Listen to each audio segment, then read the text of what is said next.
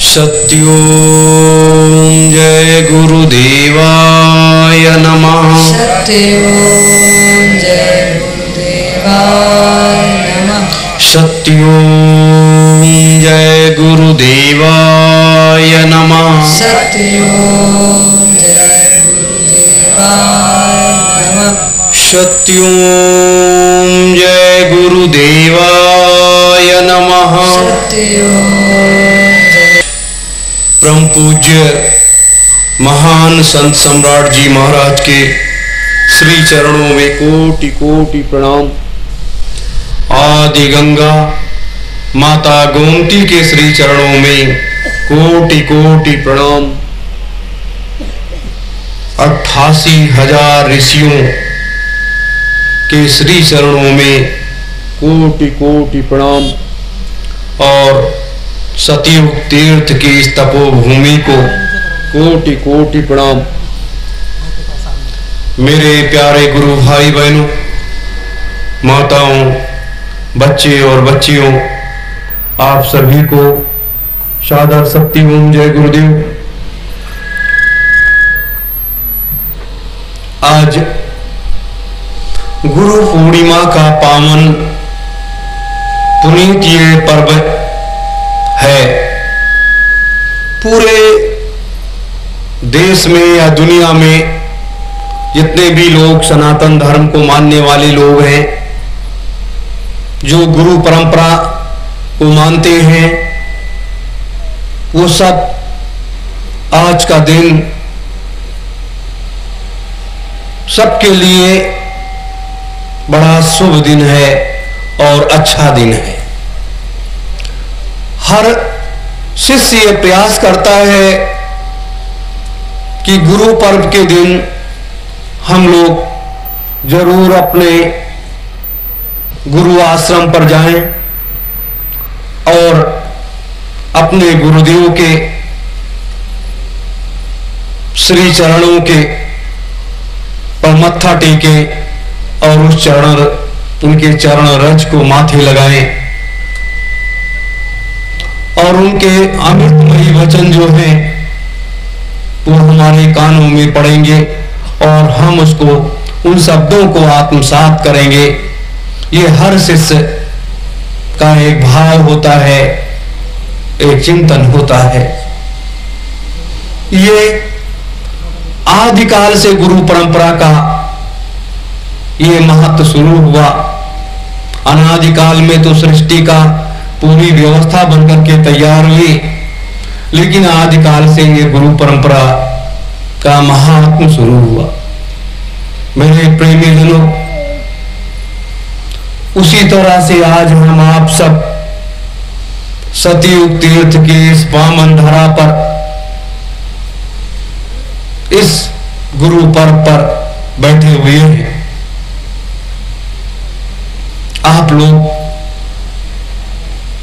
कोई ओस में लेटा, कोई पल्ली बिछा करके, कोई वैसे, कोई कैसे, कोई व्यवस्था नहीं, लेकिन ये अपने गुरुदेव की बड़ी महती कृपा है। संत सम्राट जी महाराज की, परम पूज्य स्वामी जी महाराज की ये बहुत बड़ी कृपा है कि हम आप सब ऐसे लेटते हैं, ऐसे बैठते हैं, रूखा सूखा भोजन जो मिल जाता है उसको ग्रहण कर लेते हैं और बड़े प्रसन्नचित रहते हैं। ये जो आज गुरु पर्व की तिथि है,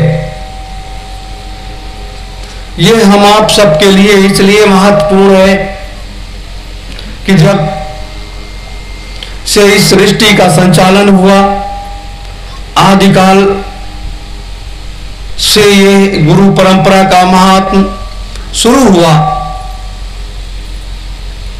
तब से ये जो आज की जो घड़ी है, इसीलिए कहा जाता है कि जब परिवर्तन का समय नजदीक आता है, व्यवस्था बदलने का समय नजदीक आता है, तब वो तिथि, वो घड़ियां भी वो तेजी से अपने समय के काल चक्र को घुमाती हैं और घुमा करके ऐसे समय को बुला करके खड़ा कर देती हैं।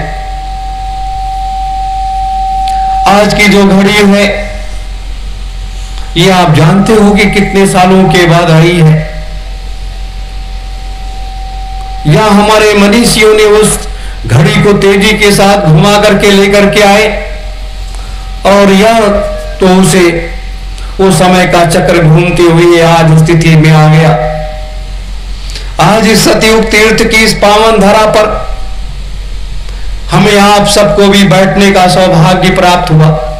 आप जानते हैं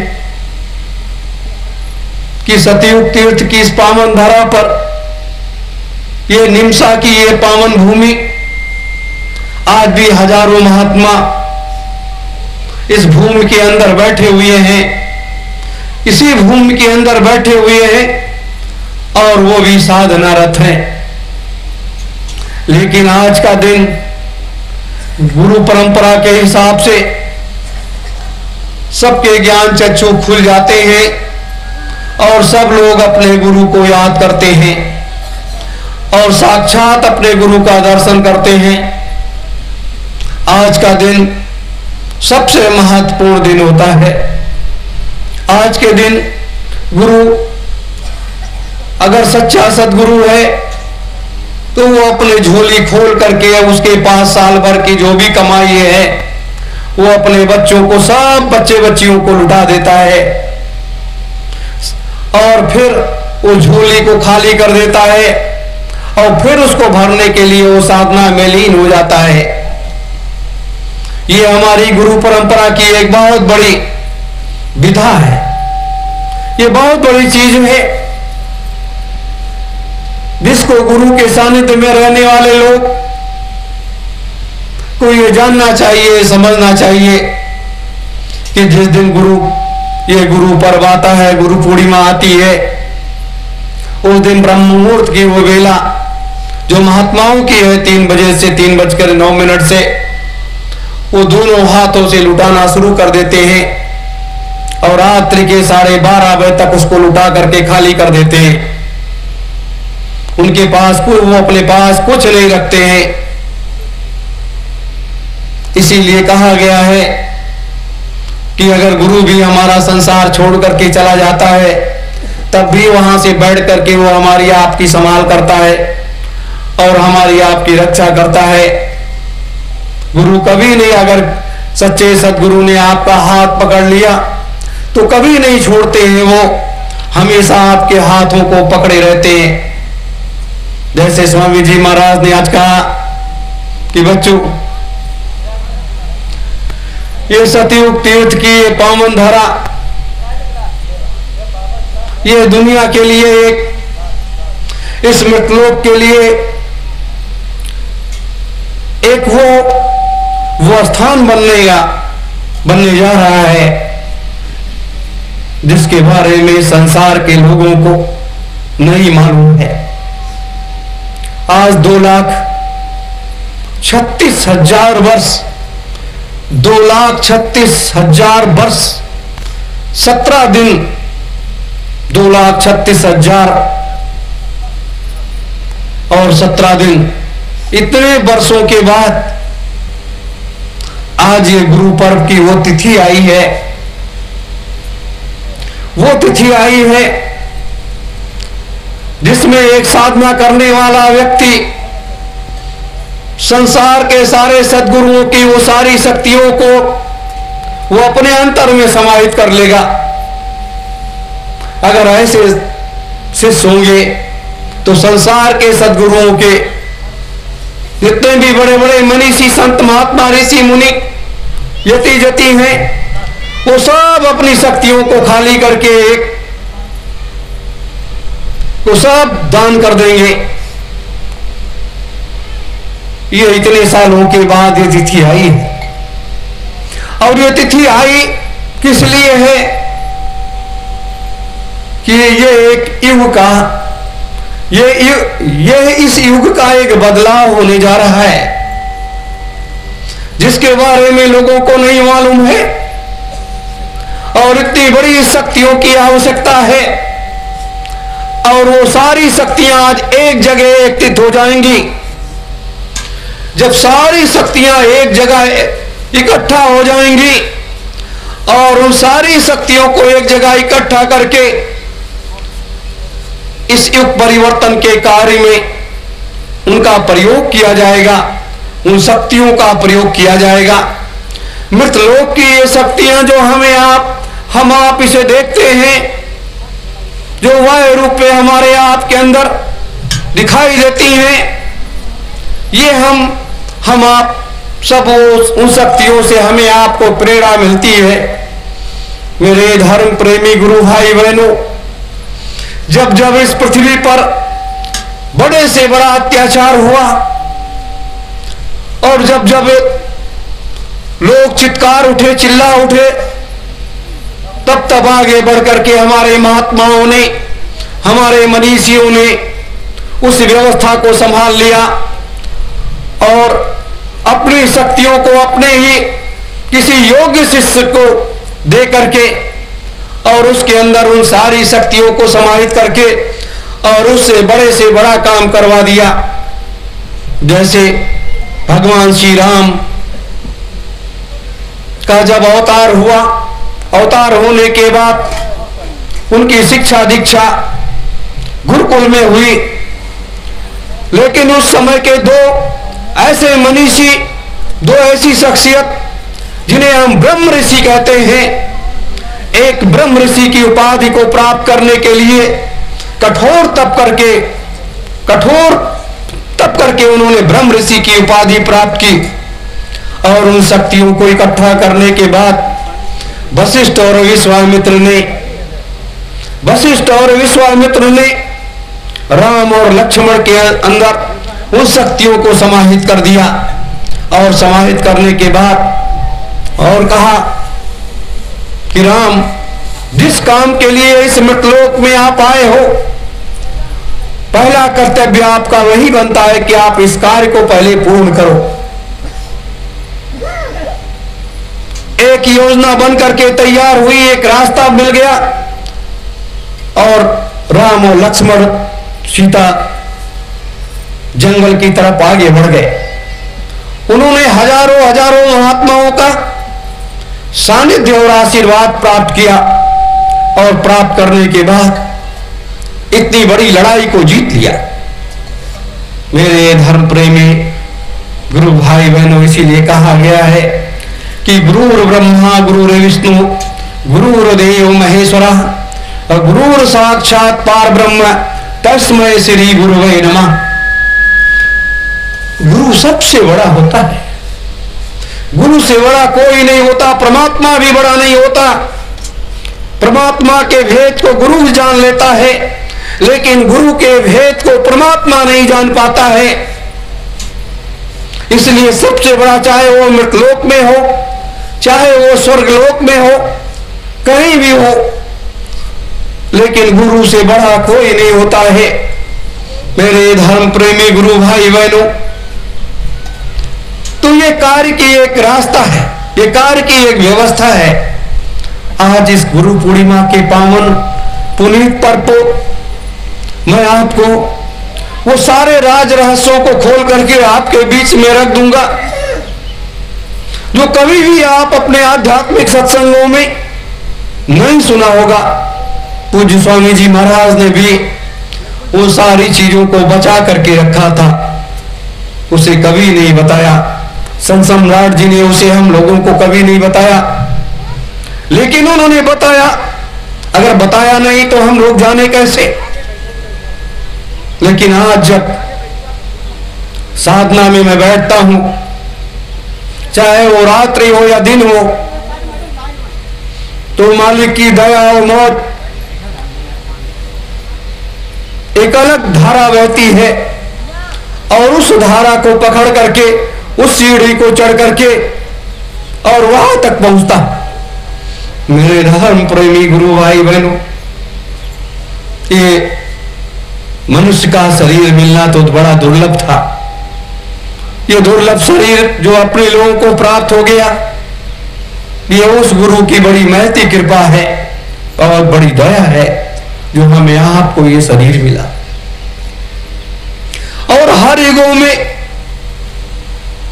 चाहे वो अनादिकाल हो, आदिकाल हो, सतयुग हो, त्रेता हो, द्वापर हो और ये कलयुग हो। आज लोग कहते हैं महात्माओं के सानिध्य में नहीं जाना चाहिए। बहुत से ऐसे लोग मिलते हैं, लोग उपहास उड़ाते हैं। आज इस विज्ञान के इस युग में, लेकिन विज्ञान का युग भी जहां से विज्ञान का अंत हो जाता है वहां से अध्यात्म शुरू हो जाता है, और जहां से ये सारे रास्ते बन करके तैयार होते हैं। आज हमारे लिए हमारी रामायण हमारे सनातन धर्म के एक पूज्य ग्रंथ है। गीता हमारे इस धर्म की पूज्य ग्रंथ है।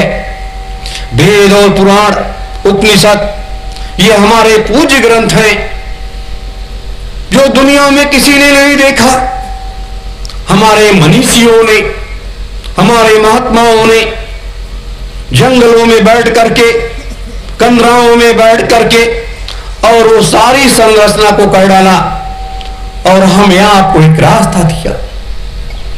आज इस तपोभूमि पर जहां बैठे हैं हम आप सब, भूख और प्यास को रोक करके, भूख और प्यास को दोनों को रोक करके हम लोग बैठे हैं।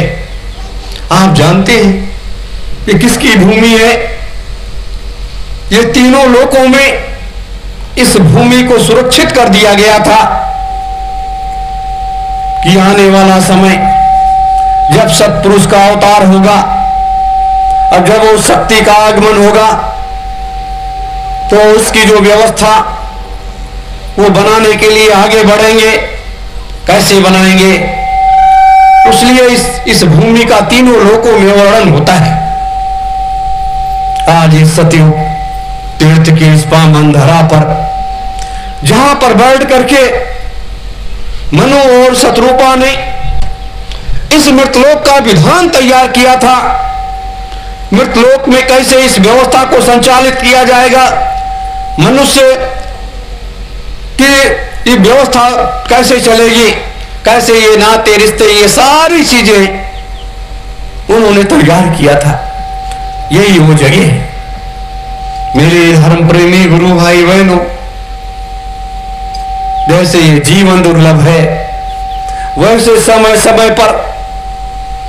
समय पर लोग इस मृतलोक में आते रहते हैं और अपने कार्यों को पूरा करके चले जाते हैं। भगवान कृष्ण का भी आगमन द्वापर में जब हुआ तो उनके भी दो गुरु थे। एक दुर्वासा जी जो बड़े क्रोधी थे, क्रोध उनकी एक सीमा थी, बात बात में वो क्रोध कर बैठते थे। और एक संदीपन ऋषि जी थे, एक ज्ञान के भंडार पर बैठा हुआ एक महात्मा और एक लक्ष्य को साधने वाला महात्मा। तो ये क्रोध जो है, लेकिन दोनों को भगवान कृष्ण ने अपने उससे जीत लिया, अपने उससे जीत लिया। कैसे जीत लिया? तप बल और त्याग का एक अलग महात्म होता है। उस महात्म की परिभाषा बड़ी विचित्र होती है। जैसे आज का समय है, आज पूरा संसार चिल्ला रहा है, त्राइमाम कर रहा है। सभी देशों के राजाओं का एक नियंत्रण है, लेकिन इस त्राइमाम की इस घड़ी में लक्ष्य को साधने वाले महात्मा ही इस व्यवस्था को बदलने का मार्ग तय कर सकते हैं। मेरे धर्म प्रेमी गुरु भाई बहनों, तो आज ये लक्ष्य का भेद है। आज इस गुरु पर गुरु पर धर्म को भी एक कसौटी पर कसा जा रहा है और अध्यात्म को भी एक कसौटी पर कसा जा रहा है। और राजनीति तो है, वो तो एक कूड़े कबाड़े की एक ढेर सी बन गई है। लेकिन इन दोनों को, अध्यात्मवाद और धर्मवाद, दोनों को जब कसौटी पर कसा जा रहा है, कसौटी पर कसने पर इसमें से जो ज्योति का प्रकाश निकलेगा, वो ज्योति संसार में एक बदलाव लाने के उस कार्य को करेगी। मेरे प्रेमी जनों, अब समय नजदीक आकर के वो आवाज दे रहा है। आज जैसे अपने गुरुदेव सिद्ध आश्रम में बैठ करके सतयुग, त्रेता और द्वापर और कलयुग के 3000 महात्मा, कई बार मैंने बताया, और परम पूज्य महान संत सम्राट जी महाराज, परम पूज्य बाबा जय गुरुदेव जी महाराज, ये सब सिद्धाश्रम में बैठ करके आज अपने उस गुरु पर्व को, उसे मना रहे हैं। मनाने का मतलब क्या होता है कि अपने गुरु को वो याद करते हैं, अपने गुरु के द्वारा प्राप्त ज्ञान, भक्ति और शक्ति और वैराग्य, और गुरु के द्वारा दिया गया वो नाम रूपी दान, उसको अपने अंदर आत्मसात करते हैं और आत्मसात करके ऐसे बैठ जाते हैं। और बैठ जाने के बाद अपने ध्यान को ऊपर खींच लेते हैं और खींचने के बाद तीसरे नेत्र का प्रयोग करते हैं और वहां से अपने गुरु का साक्षात दर्शन करने लगते हैं और उनका सानिध्य और आशीर्वाद प्राप्त करते हैं। जैसे लोग कहते हैं कि स्वामी जी महाराज ने मथुरा छोड़ दिया। मथुरा उन्होंने कभी नहीं छोड़ा। उस आश्रम को उस तरीके से उन्होंने छोड़ दिया। लेकिन आज भी गुरु पर्व है, वो अपने पूज्य दादा गुरु के सानिध्य में आज भी 12:35 पर जाकर के उन्होंने पूजा अर्चना किया, प्रार्थना किया और आशीर्वाद लिया और आशीर्वाद लेकर के वहां से फिर चले। ये दोनों शक्तियां, ये काल और दयाल शक्तियां, ऐसा नहीं कि वो अपने गुरु के एक एक आदेश का पालन करते हैं और उनका सानिध्य प्राप्त करते हैं और उनका आदेश और आशीर्वाद प्राप्त करते हैं। आज जो उन्होंने आदेश प्राप्त किया कि सतयुग को धरा पर उतारने का आदेश उन्होंने अपने गुरु से आज प्राप्त कर लिया। सतयुग को इस धरा पर उतारने का आदेश जब प्राप्त कर लिया, प्राप्त करने के बाद अब आगे देखिए कितनी तेजी के साथ सतयुग को लाने की तैयारी कितनी तेजी के साथ आरंभ होगी। और गुरु का संदेश हमारे आप सबके लिए इतना है कि मेरे बच्चे बच्चियों से कह देना कि आज की जो व्यवस्था है, जो लक्ष्य का वेद है, उसमें कोई कदम अपने पीछे नहीं हटाए और अनवरत हो आगे बढ़ते चले जाएं। मार्ग में कोई रुकावट नहीं है, मार्ग में कोई कटीली झाड़ियां नहीं है, कोई बाधाएं नहीं है। सिर्फ अपने गुरु को अपने अंदर में आत्मसात करते हुए आगे बढ़ना शुरू करो।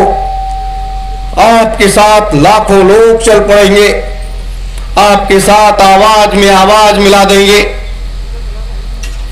पूज्य गुरुदेव ने तो अपने गुरुदेव से आशीर्वाद प्राप्त कर लिया, आदेश प्राप्त कर लिया,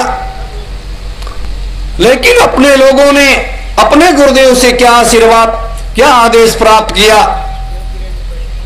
यह एक सबसे बड़ा विषय है। मेरे धर्म प्रेमी गुरु भाई बहनों,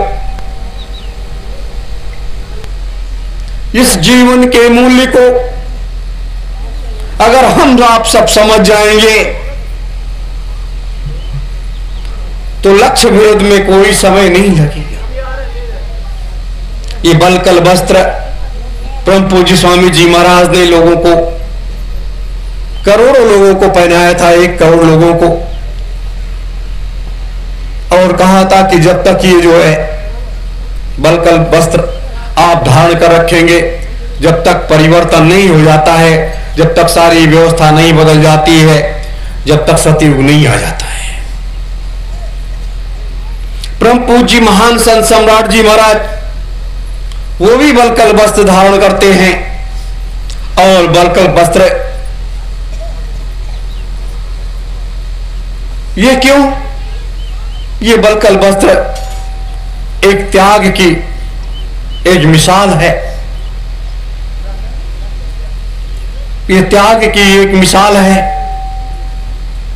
लेकिन संत लीला को देख करके करोड़ों लोगों में बहुत से लोग इस लोक को छोड़ करके चले गए, और बहुत से लोग, लगभग 1.5 लाख लोगों ने आज जो बताया, कितने लोगों ने टाट को उतार दिया और अपने नए उसमें आ गए। गुरुदेव एक एक चीज की गिनती रखते हैं। मेरे धर्म प्रेमी गुरु भाई बहनों, व्यवस्था बदले नहीं, बदलाव हुआ नहीं, लोगों ने बलकल वस्त्र को उतार करके अलग रख दिया। ये तो एक त्याग की एक मूर्ति है, एक व्यवस्था है जिसको लोग धारण करते हैं। मेरे प्रेमी जनों, आज जैसे हम आप सब लाल गमछा धारण करते हैं, इसका अभिप्राय ये शक्ति का एक बहुत बड़ा सूचक है कि लाल गमछा धारण करने वाला व्यक्ति के अंदर वो ऊर्जावान होता है, उसके अंदर ऐसी शक्तियां होती है कि अगर वो अपने शक्तियों को जान जाए तो वो बड़े से बड़ा काम कर डाले। लोगों ने कहा कि अरे ये तो लाल गमछा वालों के साथ जो चले गए लोग, नहीं, यही परिवर्तन का एक संकेत है, यही एक रास्ता है। जैसे स्वामी जी महाराज बाबा जी जब चले, उनका सफेद वस्त्र था, सफेद झंडा था, और उन्होंने कहा कि परिवर्तन का झंडा अलग होगा, परिवर्तन का झंडा अलग होगा। ये सिर्फ जय गुरुदेव नाम का झंडा है, लेकिन वो परिवर्तन का झंडा अलग होगा। तो परिवर्तन का झंडा अलग हो गया। आप देख रहे हो कि पीला और सफेद, पीला ये परिवर्तन का झंडा है। आत्मा जो हमारी है, जो हमारी आत्मा है, जीवात्मा है, उसके अंदर एक छोटा सा रोल है, और उस रोल में वो रोल पूरा सफेद है, वो पूरा सफेद है, गोल सा है, वो पूरा सफेद है, और उसका जो आवरण है वो पीला है, आवरण उसका पीला है। जिस देवता की हम बात करते हैं, तो ये परिवर्तन का झंडा है कि हमारा यहां से भी परिवर्तन होगा, और ये ध्वज का यहां से इसका प्रतीक लिया गया। मैंने कई बार आप लोगों से कहा है, मेरे प्रेमी जनों, ये जो हमारा सबसे बड़ा मंदिर है, इस मंदिर में एक देवता बैठा हुआ है, और ये दरवाजा बंद है, और इस दरवाजे को खोलने के लिए अगर एक व्यक्ति चाहे कि हम इस बंद दरवाजे को खोल लें और इस बैठे हुए देवता का दर्शन कर लें, जिसे हम परमात्मा कहते हैं, जिन्हें हम परमात्मा कहते हैं। हर व्यक्ति के अंदर परमात्मा बैठा हुआ है मेरे धर्म प्रेमी गुरु भाई बहनों। लेकिन अगर एक पुरुष चाहे, बच्चे चाहें, तो रोज उनको 8 घंटे बैठ करके साधना करनी पड़ेगी। अगर 4 घंटे सुबह, 4 घंटे शाम को साधना करनी पड़ेगी। 8 घंटे रोज आप 3 महीने तक या 1 महीने तक अगर कर ले जाएं तो आपका ये दरवाजा खुल जाएगा। लेकिन हमारी माताएं, बहनें, बच्चियां अगर इस दरवाजे को वो खोलना चाहती हैं, ये बहुत आसान और सरल विधि है। तो हमारी माताएं, बहनें अगर 2 घंटे मात्र सुबह शाम साधना कर लें, 1-1 घंटे या 2-2 घंटे कर लें, तो 1 महीने के अंदर अंदर वो इस दरवाजे को खोल सकती हैं। क्योंकि हमारी माताओं बहनों के जो वक्षस्थल है, उस वक्षस्थल से उसकी डोर जुड़ी होती है।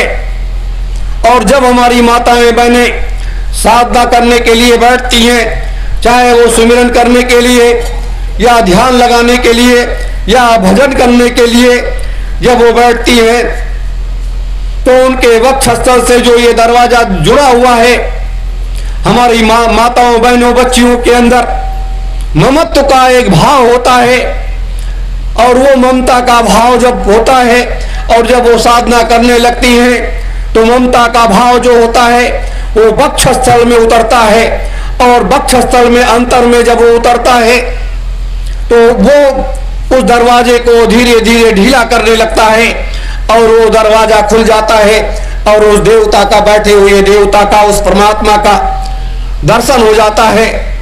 और दर्शन होने के बाद जब वो रोल जिससे हम उस चीज को देखते हैं, तो सफेद और चारों तरफ से पीला है, बीच में वो सफेद है। तो उससे इस ध्वज को तैयार किया गया कि जब आप इस धर्म ध्वजा के नीचे साधना करने बैठोगे, इसीलिए मैंने कहा कि आपकी कुंडलिनी जागृत होने में देर नहीं लगेगी, आपकी साधना बनने में देर नहीं लगेगी। सिर्फ आप मेरे साथ बैठ जाओ, हफ्ते 10 दिन बैठ जाओ, आपको इस पूरे ब्रह्मांड का दर्शन हो जाएगा। आप एक जागृत देवता के रूप में बन जाओगे मेरे धर्म प्रेमी गुरु भाई बहनों। लेकिन आपको त्याग करना पड़ेगा, आपको समय देना पड़ेगा, तब ये कार्य हो सकता है।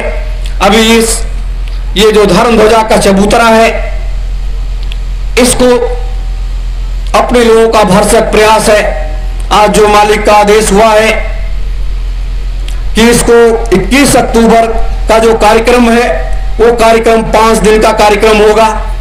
और उसके पहले इस चबूतरे को फर्श पूरा कंप्लीट इसको तैयार करना है, कंप्लीट इसको तैयार करना है कि आने वाली जो भीड़ है, वह जब वो भीड़ आएगी तो इसके अंदर बैठ करके वो साधना करेगी। लोगों को नंबर लेना पड़ेगा, लोगों को नंबर लेना पड़ेगा कि आज आप आएंगे, कल आप आएंगे, परसों आप आएंगे। ये दोनों टाइम साधना से भरी होगी मेरे धर्म प्रेमी गुरु भाई बहनों। कल भी मैंने बताया था आपको कि यहां पर जो ज्योति निकलती थी, जिसको औरंगजेब ने बंद कर दिया था, इस ज्योति को पुनः प्रज्वलित कर देना है, इस ज्योति को पुनः प्रज्वलित कर देना है। ये एक चमत्कार हिंदुस्तान के लिए नहीं, एक दुनिया के लिए एक सबसे बड़ा चमत्कार होगा। आज मैं गुरु पर्व पर कहता हूं, गुरु पर्व पर इस बात को मैं कहता हूं कि जिस दिन ये ज्योति का प्रकाश इससे निकलने लगेगा, लाखों इसके पास आकर के साधना करने लगेंगे और वो सतलोक के वासी बनने लगेंगे। वो यही बैठे बैठे चले जाएंगे, वहां से दर्शन करके तीनों लोकों में, 3 लोक 14 भुवन 9 खंडों में घूम करके चले आएंगे। वो व्यवस्था ये बन करके तैयार होगी, वो व्यवस्था बनने जा रही है मेरे धर्म प्रेमी गुरु भाई बहनों। चाहे जितनी मुसीबतें आए, चाहे जितने कष्ट आए, ये मनुष्य का शरीर जो है ये मुसीबतों और कष्टों को धारण करने के लिए ही मिला है। जैसे पूज्य स्वामी जी महाराज को ले लो, कितना कष्ट उन्होंने उठाया। ब्रह्म पूज्य संत सम्राट जी महाराज को ले लो कि कितना कष्ट उन्होंने उठाया। तमाम कष्टों को झेलते हुए, इतने कठोर से कठोर तप और त्याग करते हुए उन्होंने कभी भी इस चीज को महसूस नहीं होने दिया कि मेरे शरीर पर यह कष्ट है, मेरे बच्चे बच्चियां मेरे कष्ट को दूर कर दे।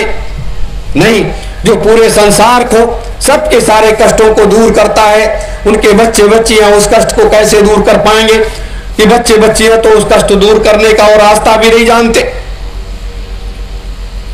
मेरे धर्म प्रेमी गुरु भाई बहनों, तो ये सतयुग तीर्थ का एक महात्मा है। सतयुग तीर्थ वैसे इसका नाम नहीं दे दिया गया, जैसे सत्योम जय गुरुदेवाय नमः, ये तो सत्योम नाम सत्पुरुष का है और जय गुरुदेव नाम निरंजन भगवान का है।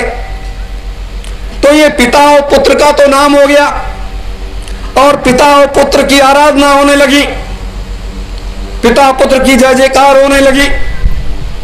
तो जहां पर पिता और पुत्र दोनों मिलकर के,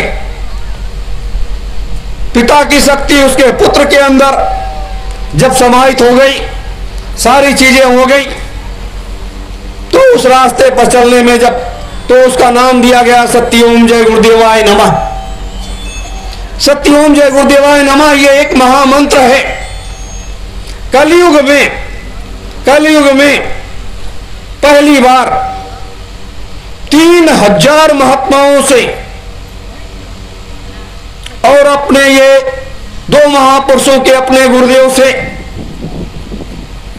महीनों तक सिद्ध आश्रम में बैठ करके, सिद्ध आश्रम में महीनों बैठ करके 3002 महात्माओं ने, ज्ञानगंज में 14000 महात्माओं ने बैठ करके जब इस मंत्र को पूर्ण रूप से जागृत कर दिया, सत्योम जय गुरुदेवाय नमः, इस महामंत्र को जागृत करने के बाद तब इस महामंत्र का रास्ता अपने लोगों के पास भेज दिया कि बच्चों इसे पूरे संसार में फैला दो, बच्चों इसे पूरे संसार में फैला दो। और जिनको, जो लोग नामदान नहीं पाए हैं किसी से, किन्हीं भी महापुरुषों से, तो लोगों को कहते हैं कि नामदान दे दो, मुझे तो नामदान चाहिए, मुझे तो गुरु का मार्ग चाहिए। तो ये गुरु का दिया हुआ वो प्रसाद है, जिस प्रसाद को हम आप सब ग्रहण करते हैं। ये समझ लो कि गुरुदेव ने एक नाम के रूप में हमें ये दान, ये दक्षिणा दे दिया है, ये दक्षिणा के हमें दे दिया है। हमने भले गुरु दक्षिणा नहीं दी, लेकिन उन्होंने इस संसार, मानववादी संसार को, इसको बचाने के लिए उन्होंने इतने बड़े महामंत्र को दिया और कहा इसे आप सुबह शाम बैठ करके इसको जाप करिए। कहा सुबह शाम आप 10 मिनट, 15 मिनट, आधे घंटे, 1 घंटे, लेकिन मेरे प्रेमी जनों 10 मिनट, 15 मिनट, आधे घंटे नहीं, एक नियम बनाइए कि 1 घंटे मुझे सुबह और शाम करना है। और जब भी सतयुग तीर्थ पर हम आएंगे तो यहाँ की सारी व्यवस्था ब्रह्म मुहूर्त में पूरा करने के बाद धर्म ध्वजा के नीचे हम आप बैठ जाएंगे, 1 घंटे के लिए बैठ जाएंगे कि इस महामंत्र को, ये एक अलौकिक महामंत्र है। जितने भी महामंत्र तैयार हुए देवी देवताओं के, संत महात्माओं के, वो उन्होंने अपने ही मुखारबिन से उसको तैयार करके दे दिया, जगा करके दे दिया। लेकिन 14000 महात्माओं ने, 3002 महात्माओं ने महीनों 24 घंटे उसको जप करते रहे। अगर बैठ गए तो 1 महीने बैठे रह गए ऐसे, और 1 महीने तक इसको जाप करने के बाद तब ये महामंत्र अपने लोगों को दिया गया। क्या आप कर सकते हैं? क्या आप कर सकते हैं? मेरे धर्म प्रेमी गुरु भाई बहनों, जो नामदान जो लोगों को मिल गया, और जब पूज्य गुरुदेव का आगमन होगा, संत सम्राट जी महाराज का आगमन होगा, बाबा जी का आगमन होगा, और वो हजारों महात्माओं का आगमन होगा, उसके बाद उसके बाद तब आप देखेंगे, तब वो एक अलौकिक दृश्य होगा। जो नामदान जिसको नाम के रूप में उस समय मिल गया, लेकिन जब भी अपने गुरुदेव आएंगे तो अब आगे यही नाम चलेगा, सत्य ओम जय गुरुदेवाय नमः, यही नाम चलेगा। कारण क्या है? निरंजन भगवान ने जब 8.5 लाख वर्ष साधना किया, 3.5 लाख वर्ष इसी नैमिष निमसा की इस भूमि पर बैठ करके उन्होंने 3.5 लाख वर्ष व्यतीत कर दिया। मेरे धर्म प्रेमी गुरु भाई बहनों, तो एक उन्होंने नाम जपा, सत्योम सत्योम सत्योम सत्योम सत्योम सत्योम सत्योम सत्योम। सिर्फ उन्होंने अपने पिता को याद किया, अपने पिता का नाम उन्होंने जप किया, क्योंकि उनको अपने पिता का दर्शन करना था। 8.5 लाख वर्ष व्यतीत करने के बाद तब उन निरंजन भगवान के पिता, जिन्हें हम परम पुरुष कहते हैं, जिन्हें हम सत्पुरुष कहते हैं, तब उन्होंने दर्शन नहीं दिया, देववाणी किया, कहा कि हे पुत्र जाओ, मृतलोक में मैं अवतार लूंगा और दोनों साथ साथ रह करके काम करेंगे और इस व्यवस्था को बदलेंगे और एक ऐसी व्यवस्था स्थापित करेंगे और वो हमारा तुम्हारा मिलन होगा, हमारा तुम्हारा सानिध्य होगा एक दूसरे का। और इस लक्ष्य भेद में इतने वर्षों तक जो मैंने तुमसे साधना कराई है, ये इसलिए कराई है कि आगे चल करके तुम्हारे इस साधना की आवश्यकता, इस तपबल की आवश्यकता पड़ेगी, इस तपबल की आवश्यकता पड़ेगी, इसलिए मैंने ये साधना कराई है। मेरे प्रेमीजनों, आप विचार कर सकते हो, धूप काफी तेज हो गई है, आप लोग थोड़ा बस 5 मिनट का समय और दीजिए, उसके बाद आप लोग प्रसाद चढ़ाएंगे और उसके बाद फिर कुछ ग्रहण करेंगे। और शाम का कार्यक्रम ये प्रयास करना है कि आप लोग कल सुबह जाने का प्रयास करोगे, कुछ लोग शाम को जाने का प्रयास करेंगे। इसलिए समय को ध्यान में रखते हुए जो कुछ हमारे पास खजाना है, उस खजाने का मैं 20% आपको शाम के सत्संग में आपको भरपूर उसको देने का प्रयास करूंगा। मेरे धर्म प्रेमी गुरु भाई बहनों, इसीलिए कहा गया कि मनुष्य का जीवन ये कमा खा करके तो सारा संसार चला जाता है, कमा खा करके सारा संसार चला जाता है। और जिस दिन इस याण मांस के शरीर से बैठी हुई जीवात्मा जब बाहर निकल जाती है, तब घर परिवार के लोग, नाते रिश्तेदार, हितबन कोई देर नहीं करते हो, जल्दी से अंतिम संस्कार करके इससे खाक कर देते हैं, जला देते हैं। और कुछ दिनों के बाद ये लोग भूल जाते हैं कि कोई हमारे माता पिता थे या कौन था, क्या था, चाचा ताऊ थे, लोग भूल जाते हैं और उसकी याद खत्म हो जाती है। लेकिन कुछ ऐसे लोग होते हैं, ऐसा काम करके जाते हैं जो पूरा ईगो तक वो जिंदा रहते हैं, ईगो तक जिंदा रहते हैं और उनको कोई नहीं भूल पाता है।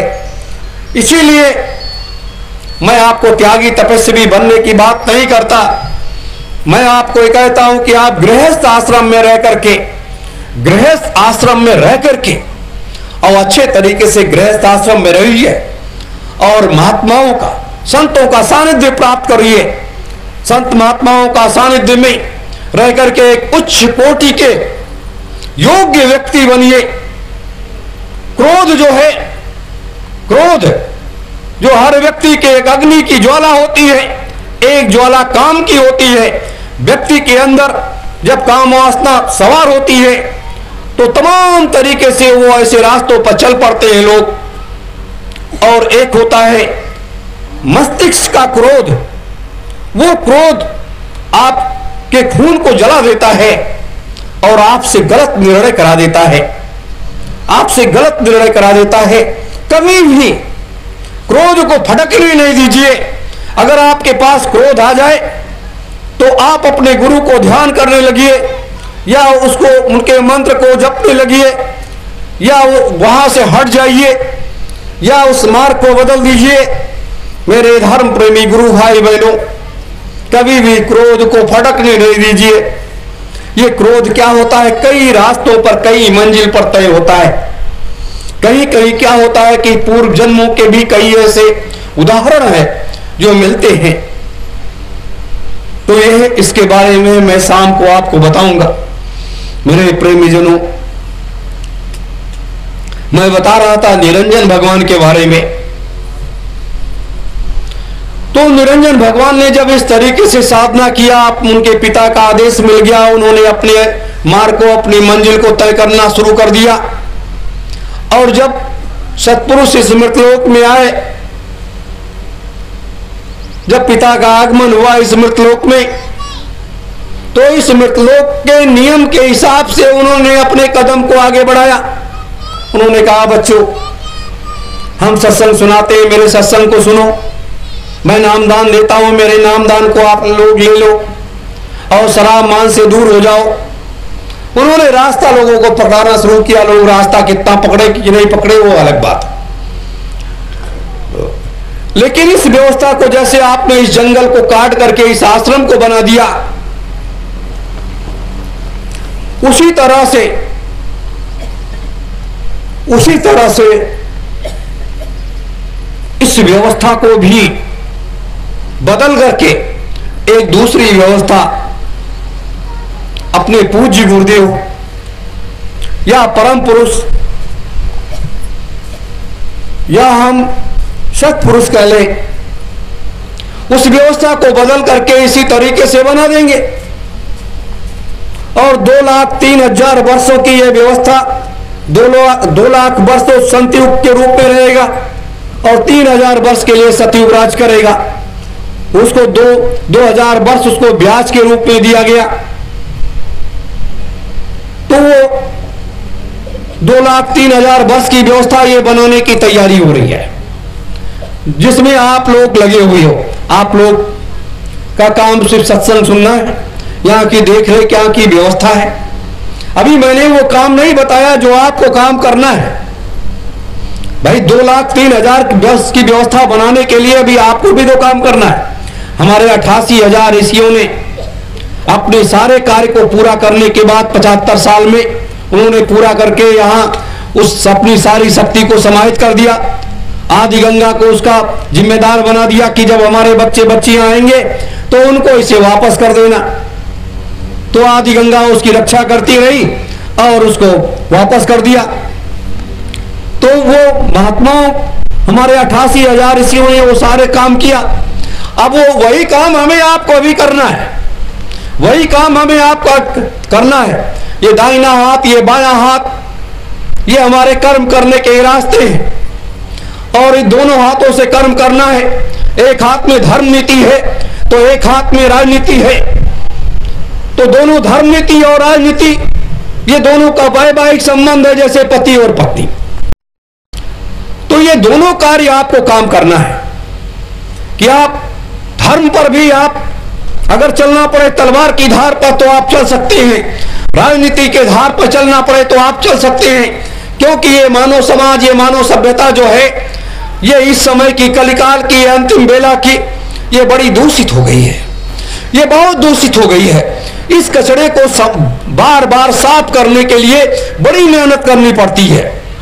तो इस कचरे को साफ करने के लिए सबसे बड़ा हथियार है हमारा धर्म, हमारा अध्यात्म। ये सबसे बड़ा हथियार है, इससे बड़ा हथियार कोई नहीं हथियार है। कि अगर आपने लाख समझाया, सबको समझाने के बाद लोगों ने आपकी बात को नहीं माना, जब आपकी बात को नहीं माना लोगों ने, तो आप जो है उसे दूसरे रूप में समझाने का प्रयास करोगे, तीसरे रूप में समझाने का प्रयास करोगे। जब लोग नहीं समझ पाएंगे तो आप अपनी थोड़ी सी शक्ति की वो लीला आप दिखाओगे, लोग आपके पीछे भागते चले आएंगे। मेरे प्रेमी जनों, इसलिए उसको भी तैयार करना है, उसकी भी व्यवस्था करनी है। और जब ये व्यवस्था हो जाएगी तब आप देखिएगा कि कैसे ये व्यवस्था बदलती है। गुरु पूर्णिमा का पावन पुनीत पर्व